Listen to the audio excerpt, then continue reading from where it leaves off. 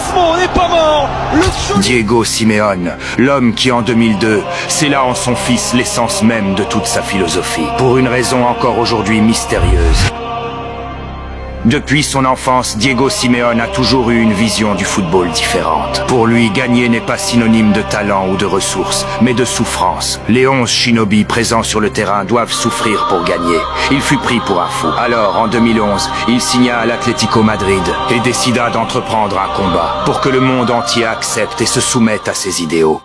Pour ses multiples tactiques, il n'utilisait que des jutsu interdits en provenance du Halambol, dont le plus célèbre qu'il avait lui-même revisité, l'autobus Senkai no Jutsu. Un jutsu qui consiste à placer 9 ninjas dans leur propre surface et 2 autres en dehors. Les 9 shinobi forment chacun un mur de Doton, ce qui ne laisse pas le moindre espace pour l'adversaire.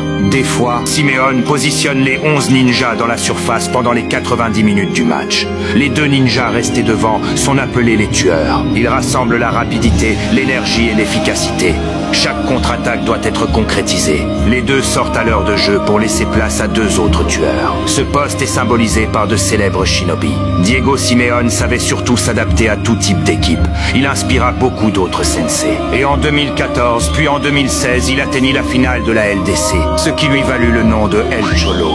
Mais 10 ans plus tard, après avoir vaincu l'antonyme de ses idéaux et maître en l'art de l'esthétisme, El Cholo est tous proche de son objectif, mais cette fois avec son arme ultime, qui remporterait cette double confrontation.